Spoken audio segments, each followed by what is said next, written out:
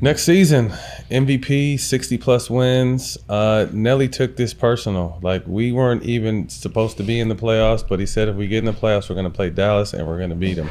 And that's all I care about in life. Yeah, and he quit. I don't know, it's like quit's a big well, word. He might have checked out after he didn't give a damn after that. Yeah. So that season, again, huge 65 wins, 67 wins, 68 wins. 67? 67, yeah, 67 wins. You're the MVP.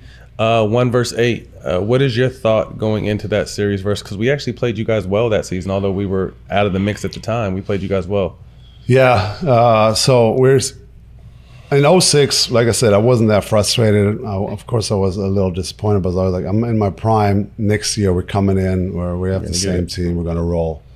We started the season off 0-4. Win in a double overtime in Phoenix. We're about to go 0-5 and we win and then roll the rest of the season. It was just one of those rolls where, like, we were on the road somewhere, we're down in the fourth quarter, and we just looked at each other, and Jet was like, we're gonna come back and win this. We're gonna get some big stars when we need them, and we're gonna just find some offense and give the ball to me and Jet, and we'll make it happen. So we had a crazy amount of confidence during that whole season. And then here come the Warriors, and we didn't love playing you guys. I gotta say, that was a tough matchup. That was you could laugh. I wish I could laugh. You said we didn't love playing you guys. Yeah, I wish I could laugh. Now, you guys were a tough matchup for us. Not only did Nelly know every strength of ours since he coached us, and he knew exactly what to do. Bro, I had tape on you. Just your moves. I'm talking about 30 minutes of just your tape, bro. Well, there weren't a lot of moves. It was always going left. Yeah. You always said you can only go left. You can only go left.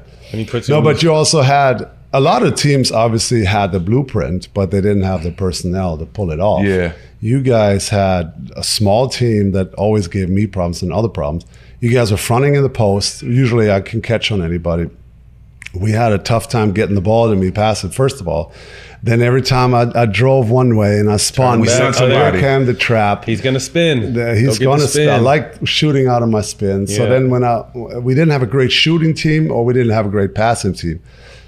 So both of these things you guys just took advantage of. It was tough. I couldn't stop the bleeding. I didn't shoot well. I mean, that was probably my worst playoff series that I've played, and all the credit obviously to you guys. And that was tough. And then I took 07 almost harder than 06 because maybe I had such high expectations. We beat the Spurs like 3 out of 4 that year. Yep. In my mind, I'm saying we're winning the championship that year.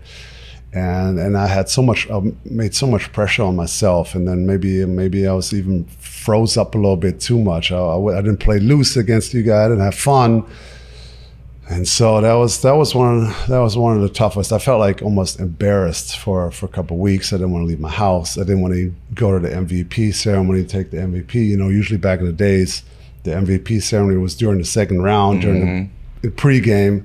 We didn't have a game anymore. I had to put a suit on and go down there, and it was just awkward. I didn't want to be there. So every time I see my MVP trophy now at home, it's unfortunately in my mind I think of you guys. Smiling.